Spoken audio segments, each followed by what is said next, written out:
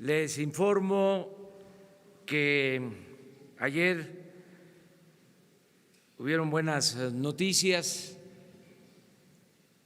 porque se dio a conocer una declaración unilateral del gobierno de Estados Unidos acerca de destinar fondos, recursos, inversión para Centroamérica, para 3 países de Centroamérica y también para nuestro país. En el caso de Centroamérica es una inversión en general de 5.800 millones de dólares y en lo que corresponde a nuestro país hay el compromiso de invertir 4.800 millones de dólares. Ya se habían asignado 2.800 millones de dólares para el país y se adicionan 2.000 millones de dólares más para el sur sureste de México. Esto lo celebramos porque significa enfrentar el fenómeno migratorio atendiendo las causas. Siempre hemos dicho que la gente no sale de sus comunidades, no abandona sus pueblos, a sus familias por gusto, lo hace por necesidad. Si logramos que en el sur haya oportunidades de trabajo,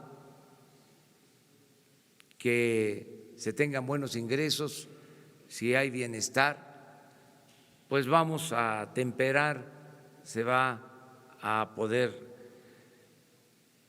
resolver el problema de la migración forzada. El propósito es que la migración sea optativa, que siempre ha existido la migración desde los tiempos más remotos de la historia del mundo, pero que esta migración siempre sea optativa, no obligatoria, no forzada. Esa fue una muy buena noticia ayer. También nos informó el presidente de Nestlé de una inversión en Veracruz para poner una planta que procese café. Es una inversión de alrededor de 150 millones de dólares. Esta planta se va a ubicar en el puerto de Veracruz para procesar café, no solo para el mercado interno, sino también para la exportación. Se va a convertir en la planta que procese café más grande del mundo. Vamos a estar en condiciones de tener un mayor desarrollo en lo que tiene que ver con la producción, la transformación del café, más que otros países. Vamos a estar en posibilidades de adelantarnos a Brasil, que tiene el primer lugar en este proceso de industrialización. Otra información de ayer, pues es que revisamos el presupuesto y en efecto encontramos de que había una disminución en el presupuesto destinado a las universidades públicas y se rectificó, se va a corregir.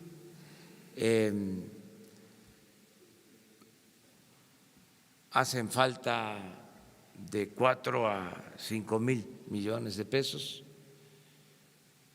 Yo había hecho un compromiso, seguramente ustedes lo recuerdan, como presidente electo fui a la NUIS y dije que si no aumentaba el presupuesto de las universidades públicas no iba a disminuir, que iba a ser el mismo de este año más inflación.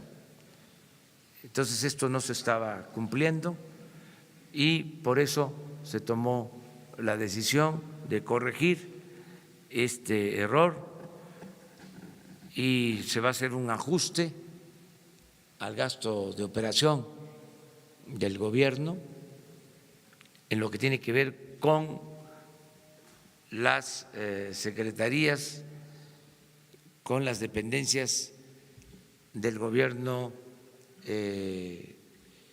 federal, lo que tiene que ver con el Ejecutivo, sin afectar organismos autónomos.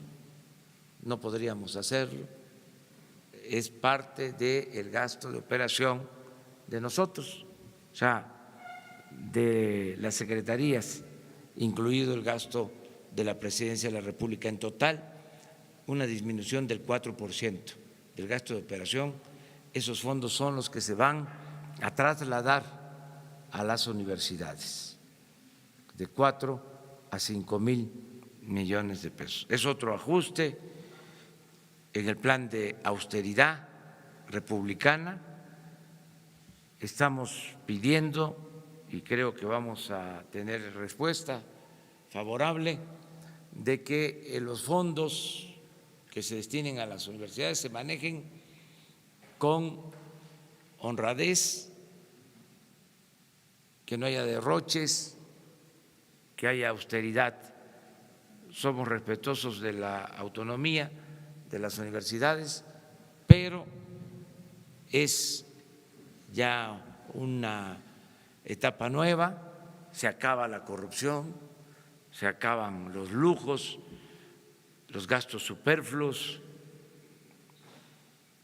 hay que reducir lo más que se pueda el costo del gobierno a la sociedad,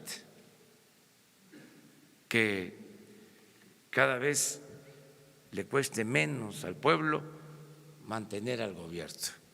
Ese debe ser el propósito en todos los ámbitos y vamos nosotros a seguir actuando de esa manera, con austeridad republicana. Les traje, porque les ofrecí que iba yo a hacer el análisis sobre lo que significó el aumento en el salario mínimo a lo largo de todo el periodo neoliberal. En efecto, nunca se había dado un aumento como el que se autorizó hace 2 días. Subrayo, por acuerdo del sector obrero y del sector empresarial. Les agradecí en su momento, lo vuelvo a hacer, sobre todo al sector empresarial, que haya aceptado que cambie ya la política salarial. Cuando vean esta tabla, vamos todos a comprender lo injusto que ha sido la política salarial en México. En 20 años, por ejemplo, los aumentos al salario se otorgaron por abajo de la inflación. Esto es hasta una violación a los derechos humanos. Pero estamos hablando de todo el periodo neoliberal,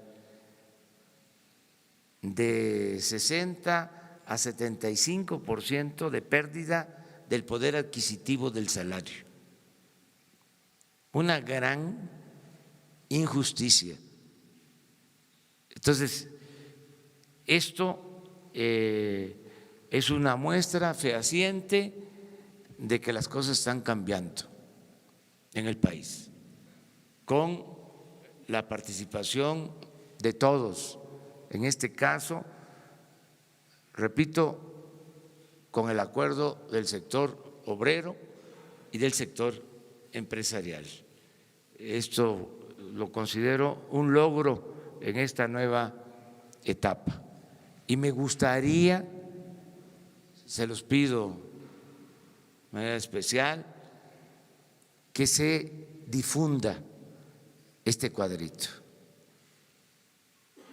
porque habla más que 1000 artículos, que 1000 editoriales del cuadro. Explica lo que ha sucedido, el significado tan inhumano de la política neoliberal, que está ya haciéndose a un lado. Ya estamos en una etapa nueva, distinta. Bueno, pues eso era lo que tenía que informarles. Empezamos. Buenos días, presidente. Frank Jack Daniel, de la agencia Reuters. Hablando del tema de migración, más allá de los fondos anunciados ayer, se mencionó en el comunicado que están negociando un marco para migración ordenado, legal y seguro. ¿Qué ideas están explorando con los Estados Unidos en este sentido? ¿Y sigue la posibilidad de que centroamericanos retornan a México después de cruzar a los Estados Unidos para pedir asilo? Y finalmente, ayer se conoció que torturaron y asesinaron a 2 hondureños jóvenes adolescentes en Tijuana. Y me gustaría saber si lo están investigando, qué están haciendo para dar protección a los centroamericanos que ahora pasan meses en la ciudad para pedir asilo en los Estados Unidos. Sí, hoy a las 11 de la mañana, la secretaria de Gobernación y el responsable de la política migratoria van a informar sobre la política de México en cuanto a la protección de migrantes. Van a dar un informe general. Yo creo que la parte de atender el problema con inversión ya es algo favorable, pero tenemos que mantener una política migratoria apegada a la defensa y la protección de los derechos humanos. Y también una política migratoria que garantice el derecho al asilo, el derecho a recibir un trato justo a todos los migrantes. Esto lo vamos a seguir manteniendo. Estamos pendientes todos los días de lo que sucede en los albergues en Tijuana. Se tiene atención adecuada, especial, humanitaria en los albergues. Hay un albergue que estamos atendiendo donde hay alrededor de 2100 migrantes que están recibiendo alimentos, atención médica, protección. Hay otros albergues de la sociedad civil que también están siendo supervisados por nosotros para que se den todas las atenciones. Lamentablemente sucedieron estos hechos a los que hace mención de la pérdida de vida de 2 jóvenes. Se están haciendo las investigaciones. Hoy recibimos este reporte en la mañana, por eso mis reuniones diarias, y a las 11 seguramente les van a dar información sobre estos hechos. Sí, es que es probable que hoy, si no mañana, el secretario de Relaciones Exteriores, Marcelo Ebrard, les hable del proceso que estamos siguiendo, de cómo se están llevando a cabo las conversaciones con los funcionarios del gobierno de Estados Unidos para resolver de manera integral todo lo relacionado con la política migratoria. Vamos por paso. Se avanzó, reitero, en que se comprometan recursos para impulsar el desarrollo. Tenemos todavía que ponernos de acuerdo sobre los proyectos. Tenemos todavía que ver lo de las visas de trabajo. Nosotros estamos comprometidos a otorgar visas de trabajo a trabajadores centroamericanos, porque los proyectos que se van a aplicar en el sureste del país, más estas inversiones van a permitir que haya ocupación. Vamos a poder dar visas de trabajo a trabajadores centroamericanos. Y queremos también que en Estados Unidos se den visas de trabajo para México, que se amplíe el número de visas y que también haya visas de trabajo para migrantes centroamericanos. Estamos analizando todo esto con el gobierno de Estados Unidos. Yo le voy a pedir a Marcelo que les informe más sobre esto. Hoy es política migratoria, la definición de nuestra política migratoria y el plan general que lo exponga el secretario de Relaciones Exteriores. Buenos días, presidente. Janet López Ponce de Milenio. Preguntarle este error que se dio en el presupuesto de las universidades, ¿en qué momento usted se da cuenta? Porque todavía ayer usted en la conferencia seguía sosteniendo que no había una reducción en el presupuesto a las universidades. ¿De quién fue un error? ¿De Presidencia, de Hacienda? Y pues ya van algunos errores que se cometen en cosas tan delicadas como esto, como la reforma educativa. ¿Quién se está equivocando tanto en el gabinete, presidente? Y también preguntarle, ayer Alfonso Durazo decía en el tema de la Guardia Nacional que si no se aprobaba definitivamente todos los militares regresaban a los cuarteles. ¿Es así tan extremista la estrategia de plano, si no se aprueba el modelo de la Guardia, regresar a todos los militares? Gracias. Bueno, pues sí cometemos errores, O sea, esta es la diferencia entre el ser humano y la divinidad. Sí cometemos errores. Lo importante es rectificar, reconocer cuando se cometen errores. En este caso, les comentaba, fue un planteamiento que hice públicamente, seguramente ustedes lo registraron, más tarde les puedo decir el día, la hora, incluso hasta debe estar grabado debe haber un audio, o se registró, se ha de haber publicado. Y yo tenía la idea de que se había recogido este compromiso. Ayer,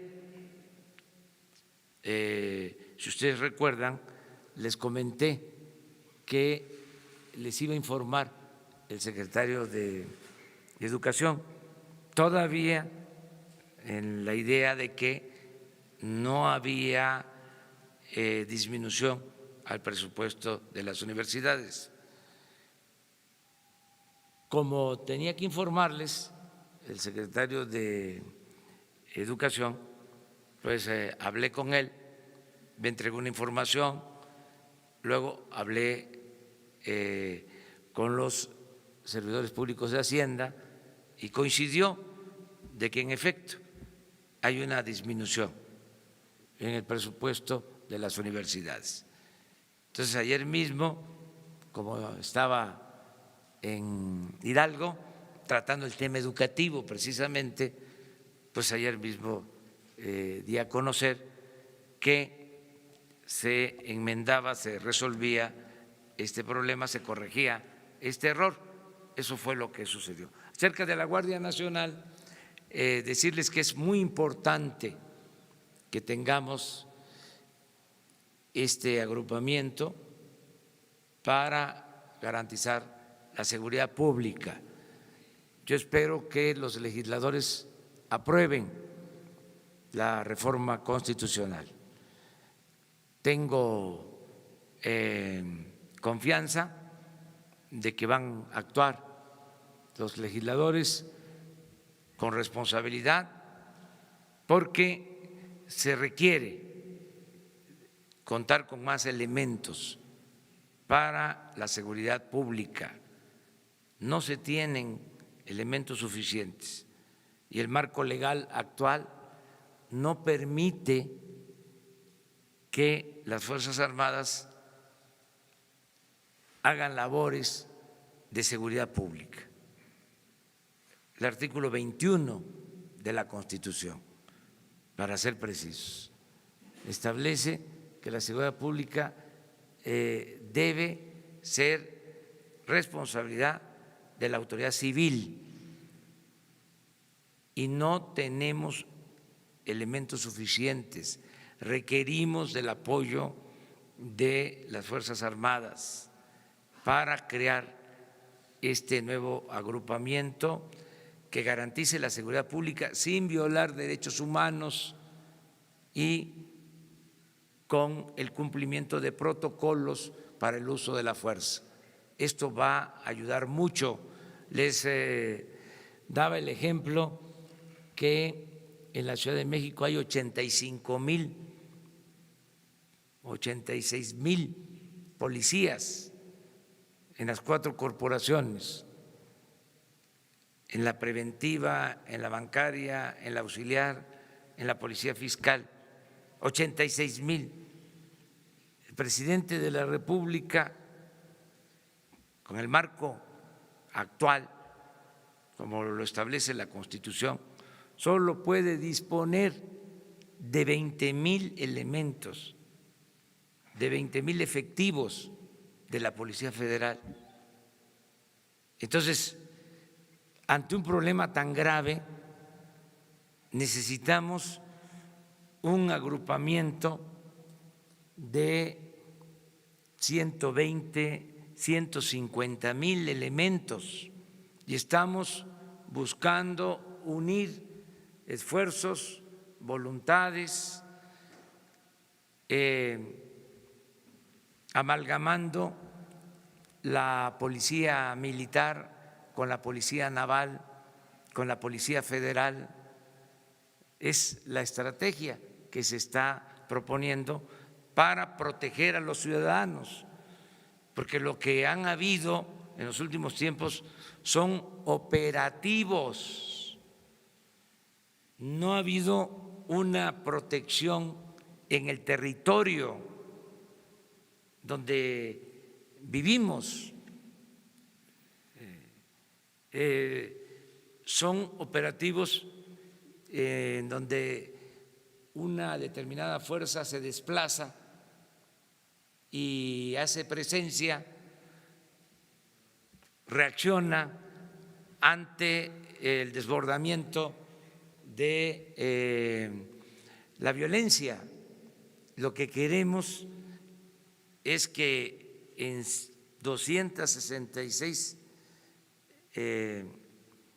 unidades territoriales exista permanentemente una fuerza de protección a los ciudadanos para garantizar la seguridad pública.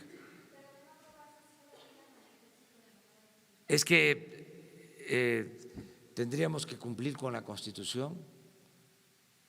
No vamos nosotros a simular.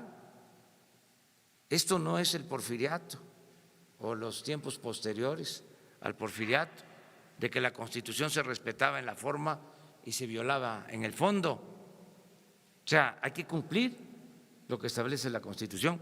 Por eso, de manera abierta, franca, estamos planteando la reforma a la Constitución, ya no seguirle dando la vuelta, seguir simulando. O sea, vamos a analizar las cosas como son, con realismo, ¿sí? Y vamos a buscar la manera de resolver el problema.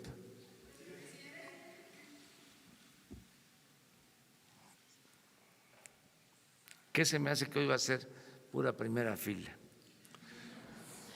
Buenos días, presidente. Sara Pablo de Radio Fórmula. Preguntarle dos cosas en el tema de la Guardia Nacional. ¿Qué va a pasar si en la consulta de marzo, dijo usted 21, la gente dice que no a la Guardia Nacional? ¿Qué va a pasar con la ley si es que ya la aprobaron los diputados? ¿No sería mejor esperar a que se diera la consulta y luego la aprobación del Congreso? ¿O en qué tiempo usted ve que pudiera ya estar lista? Y bueno, por el tema presupuestal nada más, hay otros rubros. Ayer Marcelo Ebrard decía que quizá había sido también un error recortar a los consulados, que él esperaba que hubiera alguna reparación también. También en cultura, hay una protesta de artistas ayer en el Congreso, ¿hay apertura, hay posibilidad todavía de maniobra en este presupuesto, en este proyecto que envió para estas reasignaciones? Gracias. Sí, dos cosas. Nos urge la reforma constitucional para atender el problema o atender mejor el problema de la inseguridad y de la violencia. Y estoy seguro que la gente va a apoyarnos, nos va a respaldar en la consulta si posteriormente se realiza. Además, para llevar a cabo la consulta estamos también esperando la modificación al artículo 35 de la Constitución, porque hay una propuesta en ese sentido.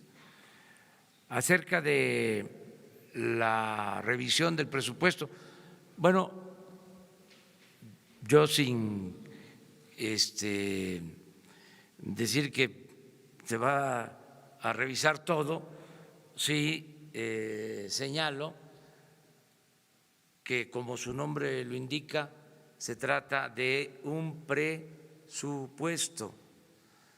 Entonces, está sujeto a la revisión. Todavía en esta etapa del Ejecutivo. Luego, pues es la facultad de la Cámara de Diputados, facultad exclusiva de la Cámara de Diputados, aprobar el presupuesto. Ellos están atendiendo este asunto. Y luego, una vez aprobado el presupuesto,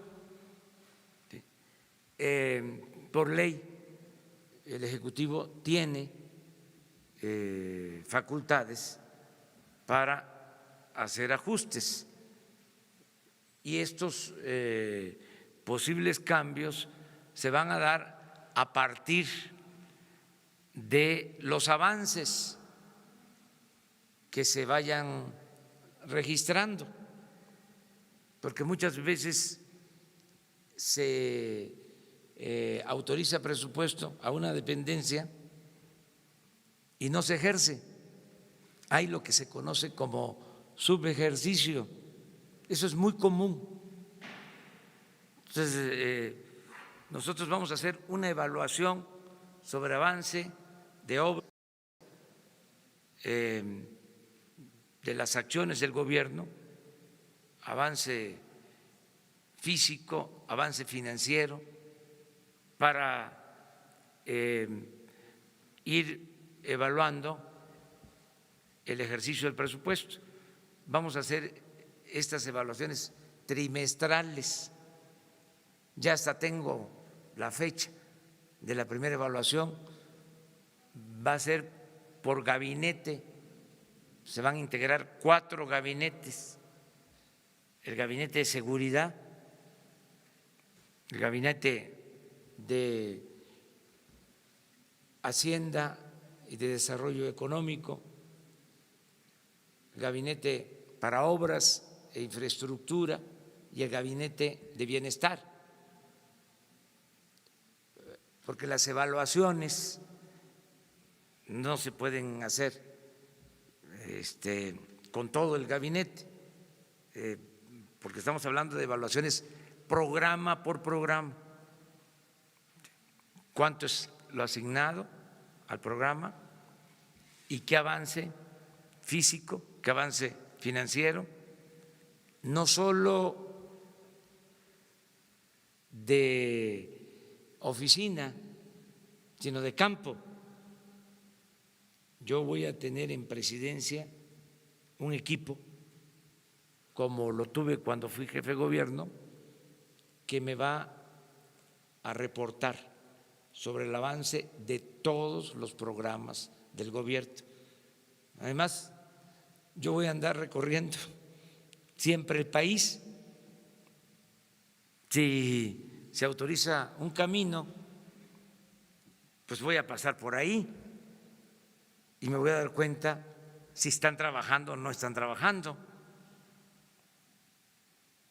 Voy a tener esta evaluación, esta supervisión permanente, y a partir de esas evaluaciones trimestrales, pues vamos a decidir si hay una dependencia que está trabajando y que tiene dificultad para mantener sus gastos de operación,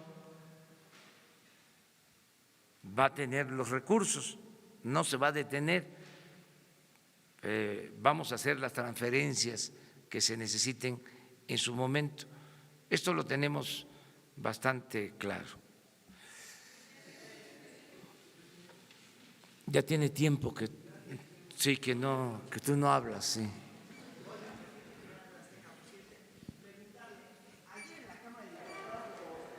Ahora sí que los diputados de oposición protestaron, estuvieron, incluso tomaron parte ahí de la tribuna, me parece, en la Cámara de Diputados, porque dicen que usted no quiere, o que su equipo no quiere, que se le quite un impuesto especial a la gasolina, y ellos insisten en que pues a partir del 1 de enero pues seguirá habiendo estas cosas que conocemos como gasolinazos. ¿Qué va a pasar con el tema de la gasolina? Al ciudadano le va a salir más cara a partir del 1 de enero. Es parte, pues evidentemente, de la política que siguen estos diputados de oposición. ¿Qué es lo que va a ocurrir ya en los siguientes días? No va a haber gasolinazos. Ese es mi compromiso. Y entiendo la actitud de los que ahora están en la oposición. Es su obligación, y qué bien que se apliquen para que vayan acostumbrándose, ya tenían mucho tiempo que nada más se dedicaban a levantar la mano, ahora es picar oprimir el botón.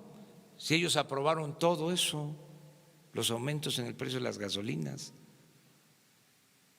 es como el mundo al revés, pero es legítimo y qué bueno que hay oposición. Nada más en lo que a nosotros corresponde decir que vamos a cumplir el compromiso de que no van a haber gasolinazos.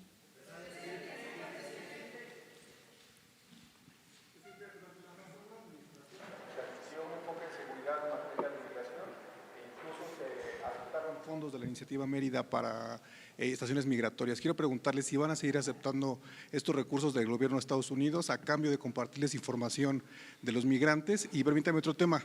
En campaña dijo que no iba a permitir más el espionaje desde las instituciones de seguridad. Para este momento ya debe tener un análisis sobre qué es lo que dejaron las administraciones pasadas y si hay responsabilidades a investigar. Gracias.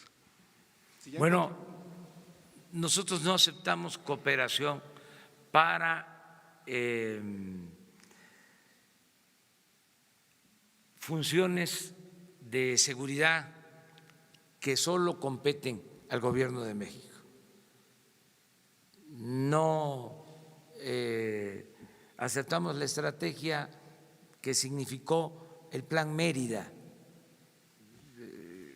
que en vez de ser cooperación para el desarrollo, era cooperación militar.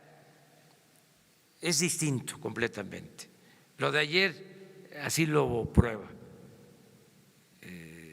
Es un anuncio para invertir y atender las causas en todo lo que es el fenómeno migratorio. Acerca de el espionaje ya no hay. Ya pueden ustedes hablar tranquilamente por teléfono. Ya no hay golondrinas en el alambre. Por lo que corresponde al gobierno federal, no hay. Y hoy se dan a conocer acuerdos, uno para que la policía ministerial se ocupe de su labor de protección de los ciudadanos. Hoy nos informaron, seguramente les van a dar detalles a ustedes, de que de 3.700 elementos, 3.700 elementos de la Policía Ministerial, alrededor de 1.500 estaban de guardaespaldas, no solo de servidores públicos, también de personas ajenas al gobierno. Entonces, todo eso se está corrigiendo. Solo van a tener escoltas, protección, los que tengan responsabilidad en asuntos de seguridad pública y quienes necesiten protección por estar recibiendo amenazas. Hay procedimientos en donde los jueces ordenan que se le dé protección a ciudadanos. O el caso de periodistas amenazados, que tenemos nosotros la obligación de protegerlos. Pero no era así. O sea, sí había un grupo de agentes trabajando con esta misión, pero muchos actuando de otra manera.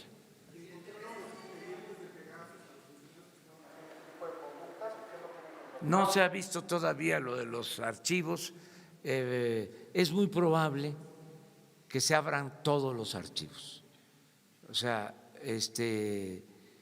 que se transparente todo. Pero vamos a ir por parte. Tenemos también pendiente, espero que en esta misma semana se les informe sobre la liberación de presos políticos que ya se está dando. Es un proceso que ya inició. Buenos días, Nayeli Roldán, reportera de Animal Político. Preguntarle si pudiera abundar sobre el tema de las 100 universidades que se dio a conocer ayer. Raquel Sosa dijo que sería coordinado por el CREFAL. ¿Exactamente en qué consistirá esta coordinación? ¿Se trata de asignar los recursos, de planes de estudio, de la planta docente? ¿Exactamente en qué se va a aplicar?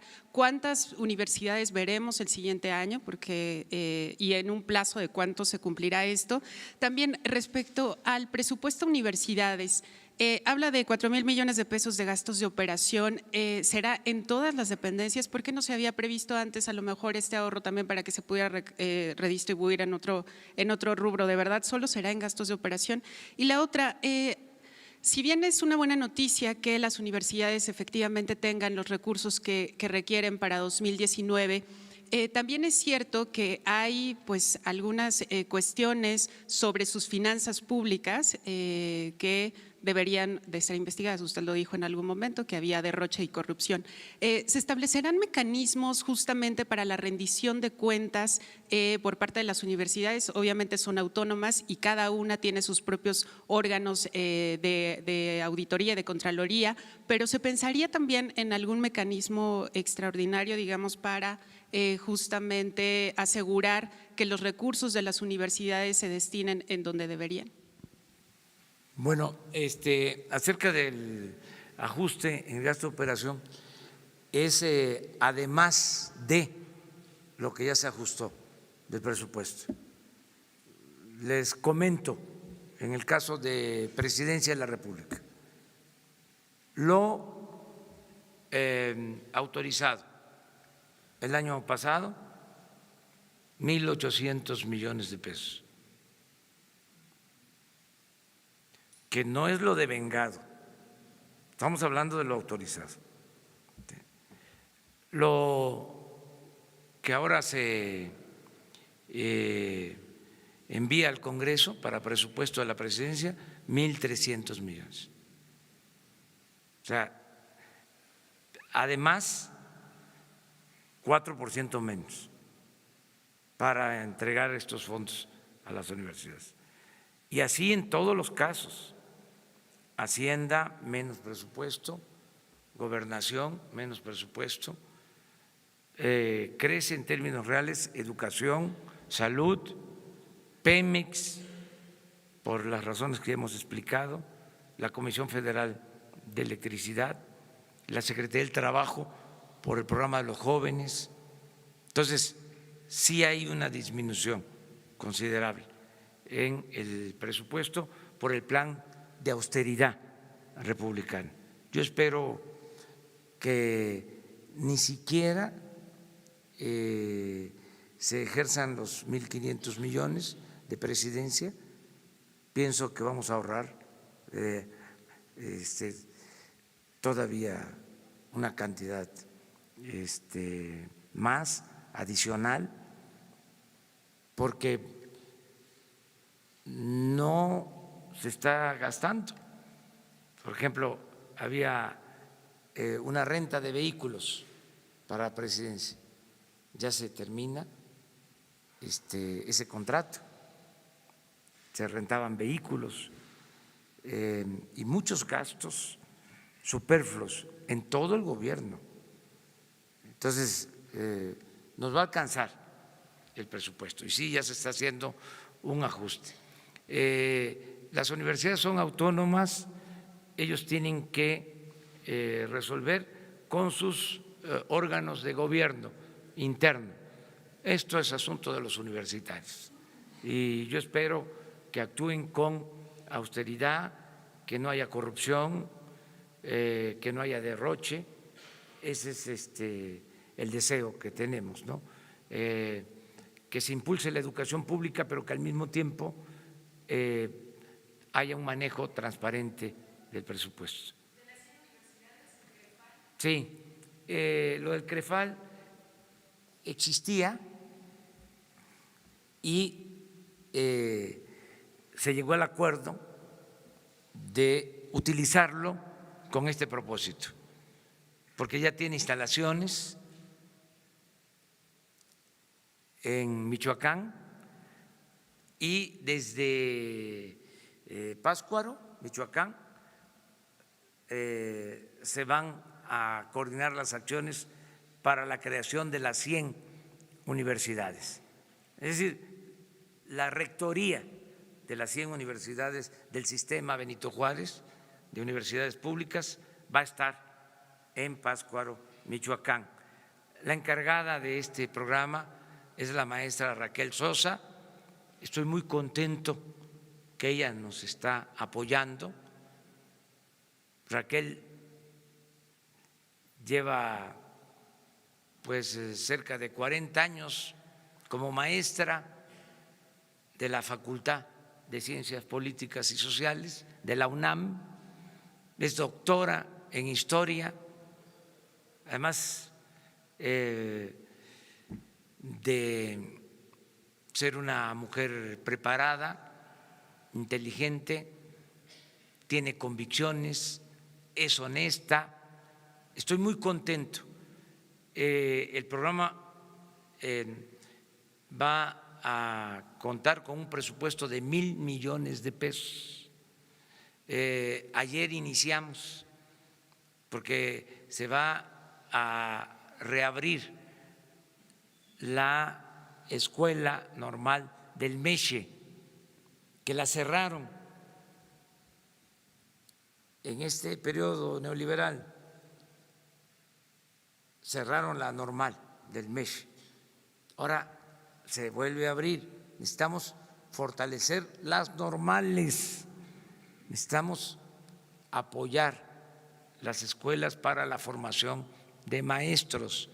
Es una concepción distinta a la política educativa del periodo neoliberal. Nosotros tenemos que apoyar a las escuelas normales para tener maestros. Ahora, con todo este desprestigio que produjo la mal llamada reforma educativa en contra de maestros, toda la humillación a los maestros, el descrédito a los maestros, muchos abandonaron la profesión de maestros y vamos a requerir maestros, porque se dejó la formación de maestros. Entonces, para eso es lo de las 100 universidades y en estas 100 universidades hay un número determinado de escuelas normales, de las 100. Las 100, sí, porque se está haciendo con la cooperación de la gente, los ejidos, las comunidades, pequeños propietarios están donando terrenos, están entregando tierras para la construcción de las universidades.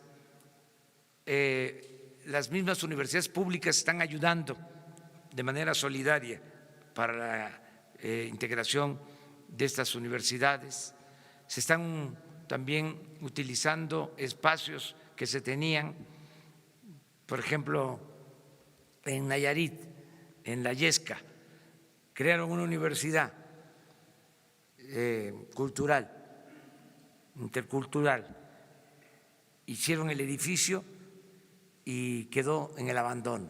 Ahora se va a rehabilitar, ya existen las instalaciones, es cosa de que haya maestras, que haya maestros.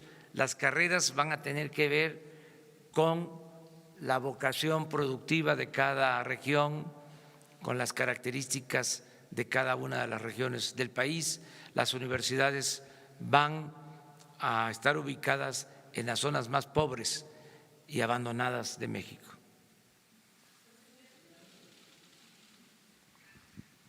Buenos días, presidente. Guillermo Cruz, de Quinto Poder.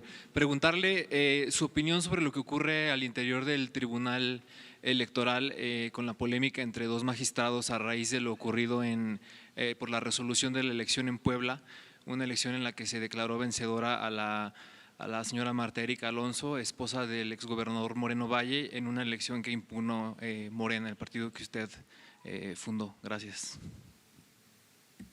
Pues yo opiné de eso. Ya no quiero seguir hablando de ese tema.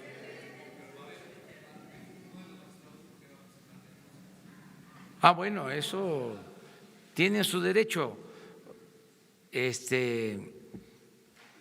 Hay libertad y hay que ejercer todos los derechos.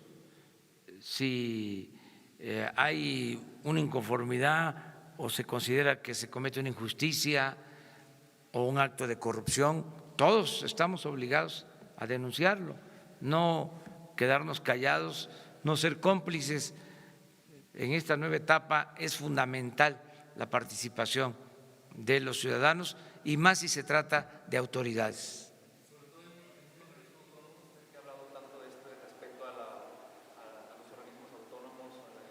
Sí, pero no es una denuncia de nosotros. Si es de los mismos magistrados, pues es un derecho que ellos tienen.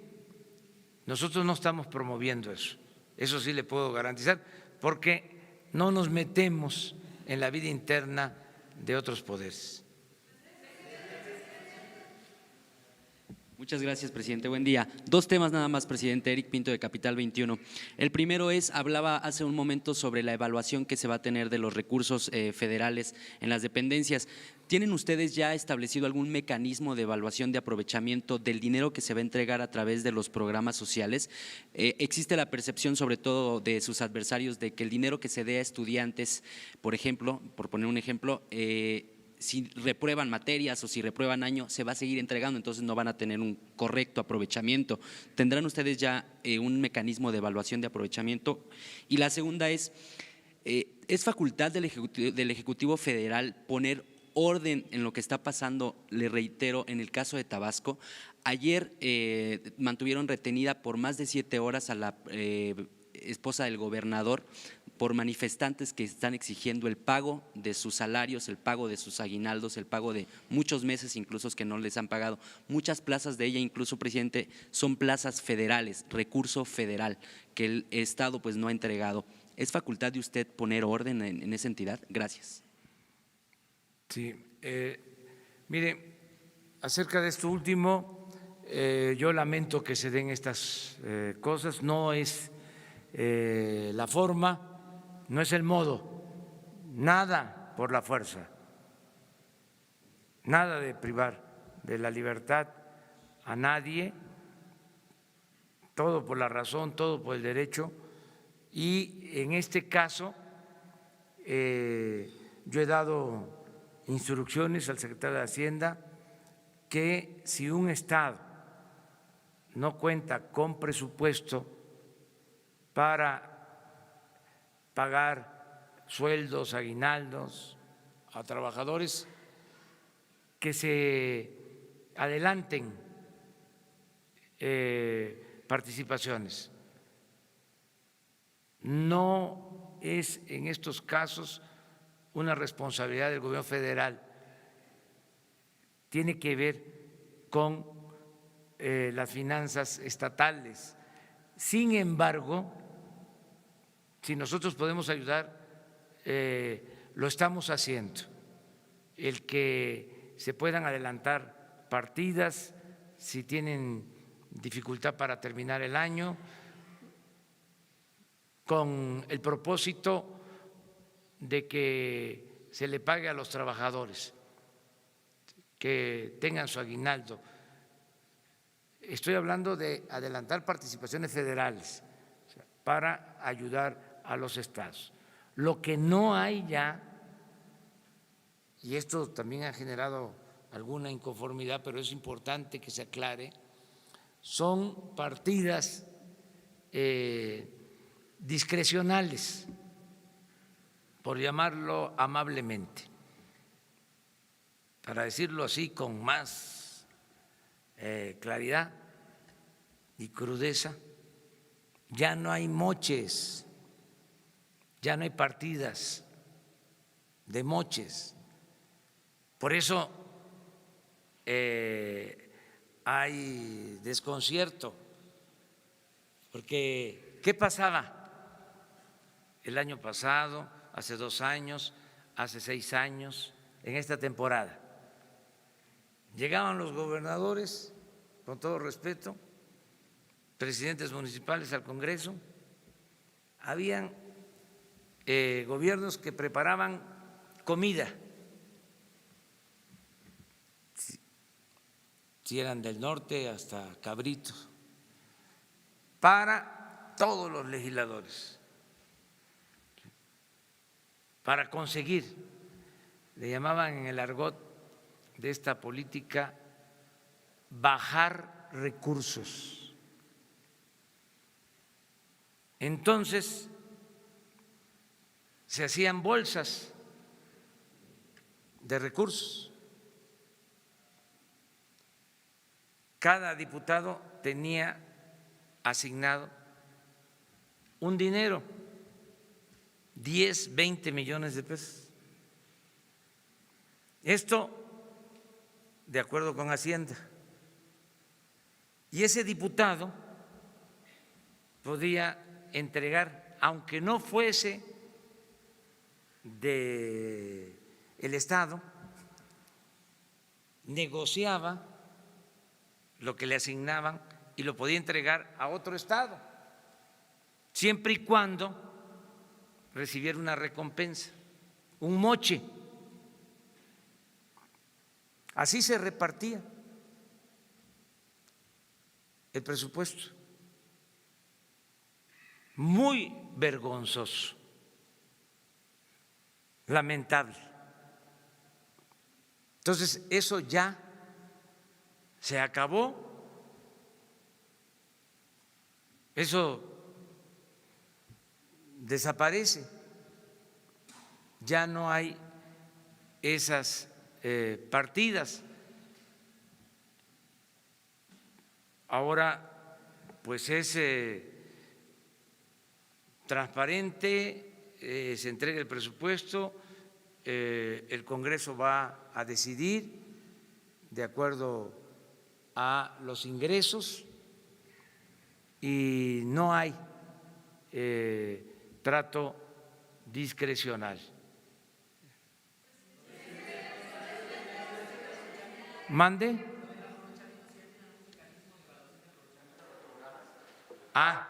También esto es importante. Muchos programas se entregaban a través de intermediarios y en dinero en efectivo, y no le llegaba el apoyo a la gente. Ahora es un censo y va a ser una tarjeta y va a ser completamente transparente. No va a haber intermediación. Entonces, esto va a ayudar mucho para que le llegue completo el apoyo a la gente y que no haya abusos, poder reconocer cualquier tipo de desviación que se cometa. En eso estamos.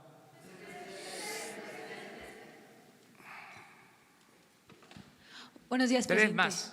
Berta Alicia Galindo, de Alcanzando el Conocimiento. Además de su compromiso que hizo en la NUYES, también hizo un compromiso con los científicos en minería de que también el presupuesto de ciencia, si no aumentaba, no disminuiría y solamente iría con la inflación. En esta parte de esta revisión del presupuesto que se está haciendo, ¿también no va a disminuir el presupuesto a ciencia o qué pasa ahí? Ahí va a haber recursos porque Se va a invertir, lo comentaba yo la vez pasada, mucho en la modernización del sector energético y parte de ese presupuesto tiene que ver con la tecnología y con la ciencia. Entonces no vamos a tener problema y está garantizado el que no falten los recursos para los becarios. Es un compromiso. Todos los becarios de CONACYT van a recibir sus apoyos sin disminución. Gracias.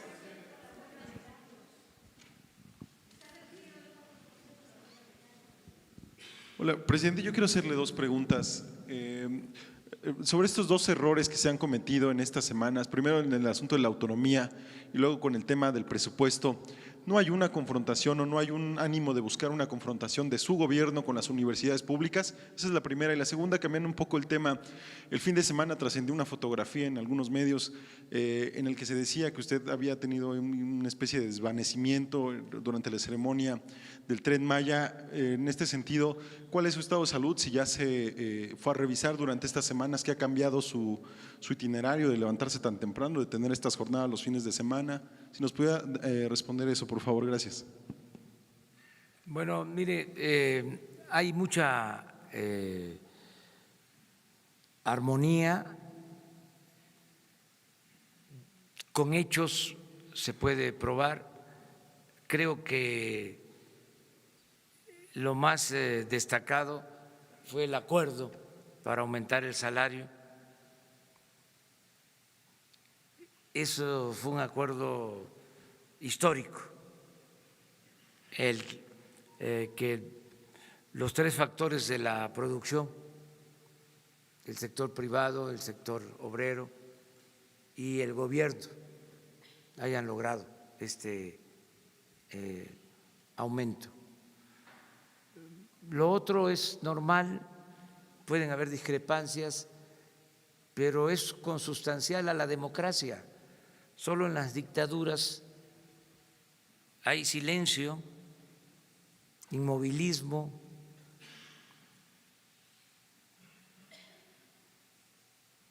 Solo en las dictaduras hay pensamiento único. Qué bueno que hay diálogo, qué bueno que hay debate. Es la nueva etapa.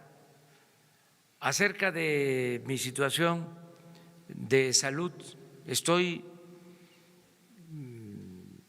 muy bien, al 100, gozo de cabal salud, me siento muy bien de salud y no me afecta el estarme levantando temprano, estoy acostumbrado, y vamos a seguir así,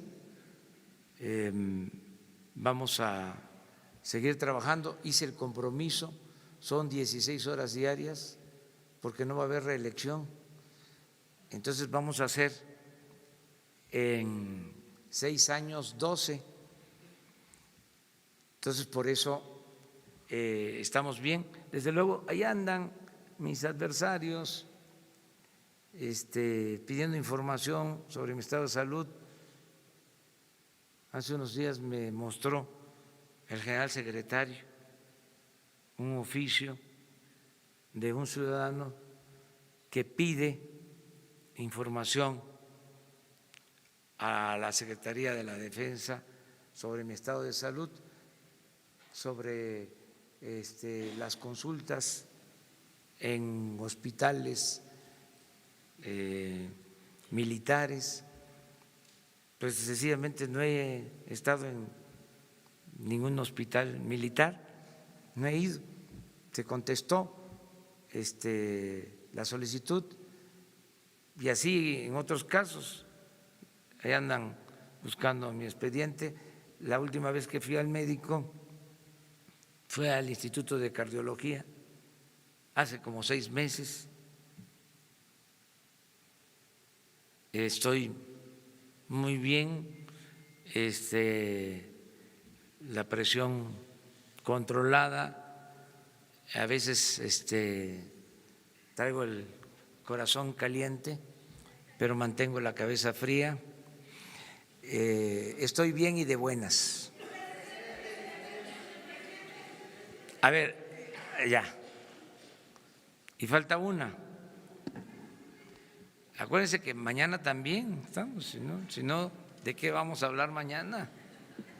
Gracias. Ariadna Ortega, de ADN Político de Expansión. Preguntarle si en estas modificaciones va a tomar en cuenta también lo que destinó, por ejemplo, al Estado Mayor Presidencial, que ya desapareció, o a Liconza y Diconza, que también ya van a desaparecer. Preguntarle también si va a haber incentivos para Nestlé en este acuerdo, no sé, del gobierno federal o del gobierno de Veracruz. Y por último, ¿cómo va a repartir su primer quincena que ya nos platicó que obtuvo? ¿Para regalos de Navidad o...? Bueno, se está apoyando a Nestlé para que tenga facilidades. Ya están limpiando el terreno donde va a estar la fábrica, la empresa, en el puerto de Veracruz. El gobernador Cuitláhuac García está ayudando en todo lo que corresponde. No sé qué política fiscal vayan ellos a aplicar para facilitar esta inversión que va a generar empleos en Veracruz. En lo que corresponde al gobierno federal, pues todo nuestro apoyo. No significó comprometer recursos. ¿Cómo voy a utilizar mi quincena? Pues para mantener los gastos en la familia. Ya lo que devolví pues es para la hacienda pública, lo van a devolver también otros servidores públicos, porque hay que cumplir con la Constitución, hay que cumplir con las leyes, hay que regresar el dinero, ¿sí?, que nos dieron de más. Esto porque es el presupuesto de este año, el que todavía se manejó. Ya para el año próximo ya viene ajustado a lo que vamos a recibir.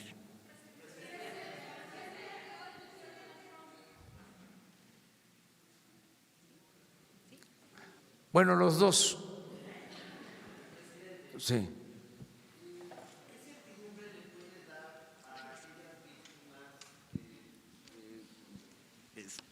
De periodistas y luchadores de derechos humanos que fueron víctimas del Pegasus. Se ubicó y se canceló el software. ¿Dónde está? ¿Qué pasó con él? ¿Se lo llevó la administración pasada? ¿Qué certidumbre le puede dar a los luchadores sociales que eso no jamás sucederá en México? Y mi segunda pregunta es, ¿qué tan importante considera usted continuar con la implementación de la reforma penal acusatoria, donde hay algunos estados que van muy avanzados, pero hay otros que están muy atrás, y como parte de pacificar el país, qué tan importante considera este marco jurídico de la nueva reforma penal acusatoria? Y mi tercera pregunta es, ¿qué tan importante es para usted, presidente, el medio ambiente y la sustentabilidad, y qué lugar tiene la sustentabilidad y el medio ambiente en la Cuarta Transformación? Bueno, te respondo sobre lo último. Es fundamental. Nosotros apostamos al desarrollo sustentable. Es tan importante que ya hemos tomado decisiones, por ejemplo, para no utilizar el fracking.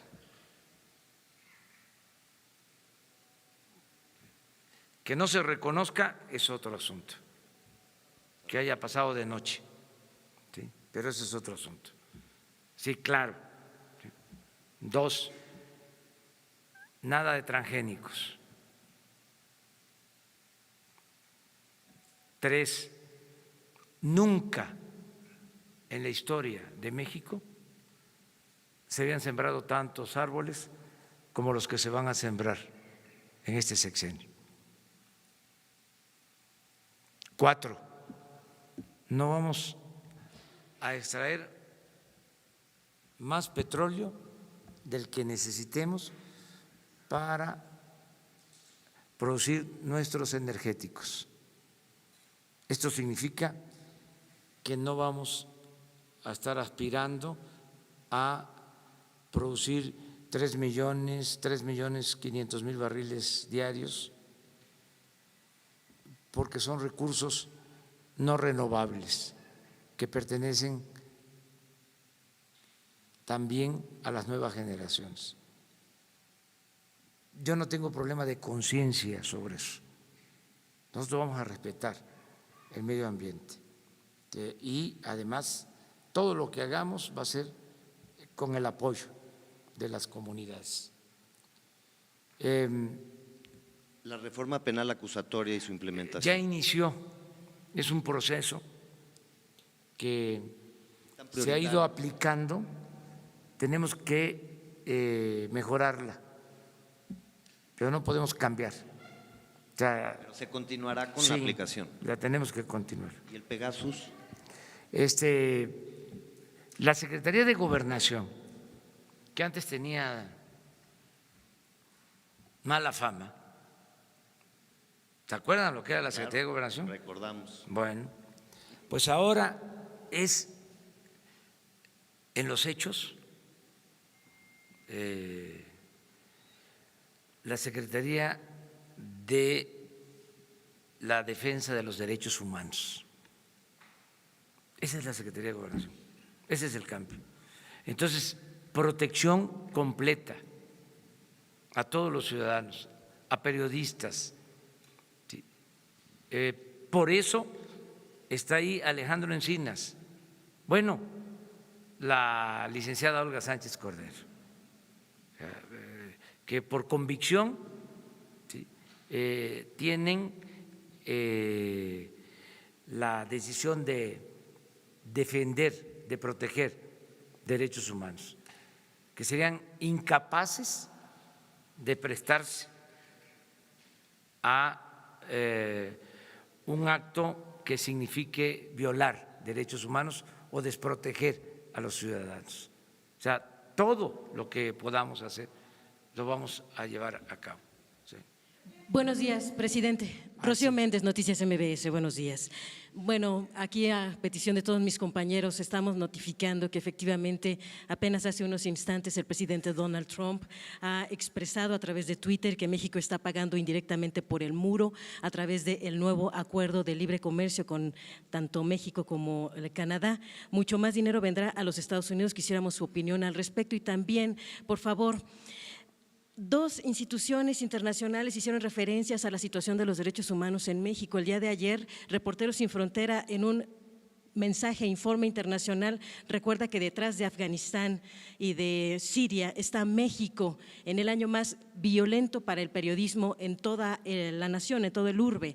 En ese sentido, también Naciones Unidas declara que teme que no se cumplan las recomendaciones que se han hecho en México al respecto de irrespeto a los derechos humanos, en el caso concreto de que la tortura sigue siendo sistemáticamente utilizada como forma para indagar ante diversos delitos y también que hay fabricación de culpables con detenciones arbitrarias. Quisiéramos su opinión al respecto. Y finalmente, solo una acotación de lo que planteaba mi compañera, porque en el presupuesto sí hay una reducción del 4% para becarios de posgrado, presidente. ¿Qué le dice esto a la nación usted? Porque efectivamente el 22 de agosto usted prometió que no bajarían los recursos para ciencia. Gracias.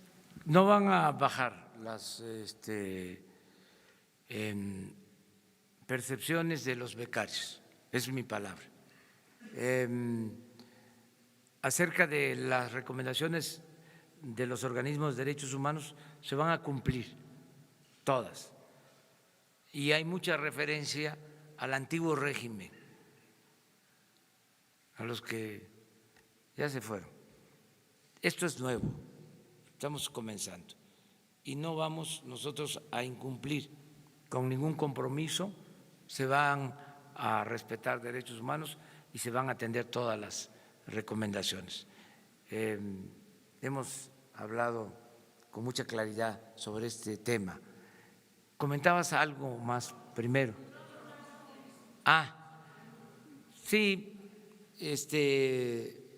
yo me quedo con el anuncio de ayer de que van a haber inversiones en Centroamérica y en México para enfrentar el fenómeno migratorio. Eso es lo que me tiene más contento, satisfecho, porque es una forma nueva, distinta de enfrentar el fenómeno migratorio. O sea, el que se atiendan las causas. Yo quiero, lo he dicho muchas veces, lo repito, que la gente tenga oportunidades de trabajo en sus pueblos, donde están sus familiares, donde están sus culturas. Y hacia allá vamos. Y ayer les comentaba, va a llegar el día pronto, muy pronto, en que la gente no va a emigrar de México, cuando menos. Es decir, porque van a haber muchas oportunidades de trabajo, porque va a haber crecimiento, va a haber bienestar en nuestro país. Ese es mi sueño y en eso vamos a trabajar. Vamos a que les informe el secretario de Relaciones Exteriores, porque es un proceso. Esto apenas es un anuncio, el de ayer, vamos a llamar unilateral en la relación de los dos países, pero vienen encuentros que se van a llevar a cabo en enero. Marcelo Ebrard les va a ampliar sobre la información, sobre la ruta a seguir.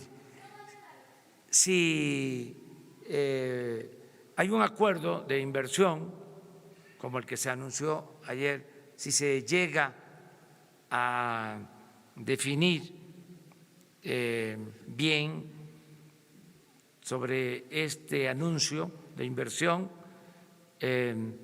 yo sí estaría dispuesto a ir a Estados Unidos, a suscribir, a firmar algo que signifique inversión para actividades productivas y creación de empleos en Centroamérica y en nuestro país. También les informo que estamos teniendo muy buena relación con los gobiernos centroamericanos, que todos estos pasos, todo esto que tiene que ver con inversión, lo hemos hecho en compañía de los gobiernos de Centroamérica. Yo les recuerdo que el día 1 de diciembre firmamos un acuerdo con El Salvador, con Honduras y con Guatemala. Y he estado manteniendo comunicación con el presidente de Costa Rica. Me he hablado con él por teléfono, hemos mantenido comunicación. Es un asunto que estamos tratando regionalmente y vamos bien, va por buen camino esta nueva relación con el gobierno de Estados Unidos. No tenemos nosotros quejas del gobierno de Estados Unidos.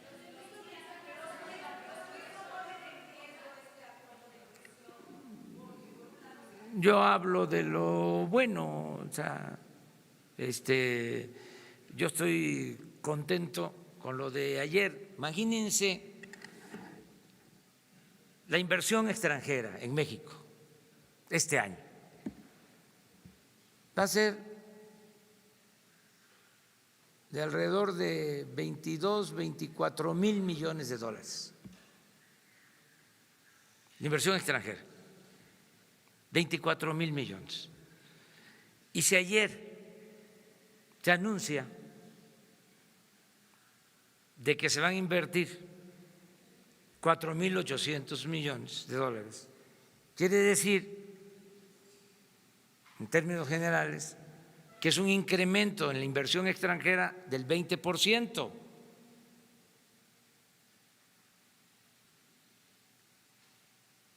Pues creo que hay motivos para estar contentos,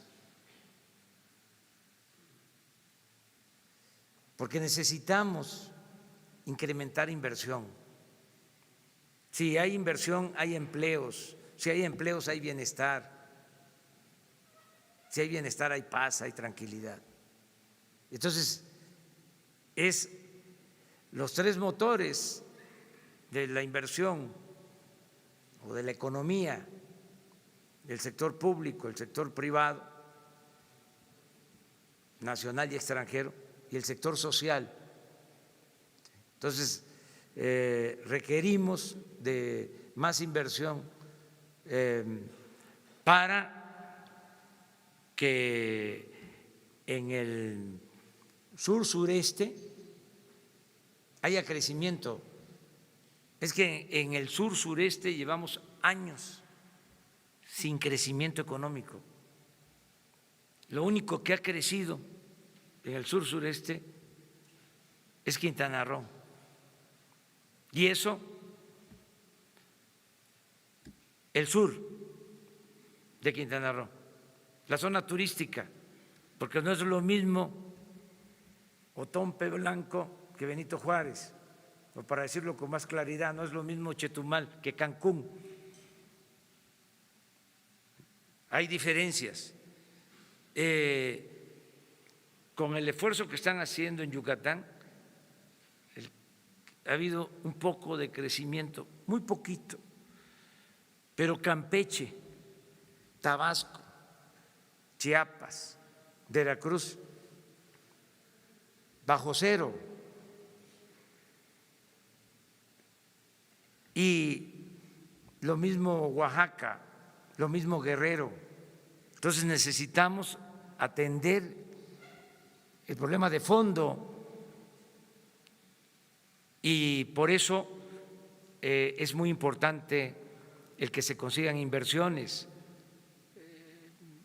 Nada más si se habla de que quieren invertir 2.000 millones de dólares adicionales en el sureste del país, estamos hablando de 40.000 millones de pesos.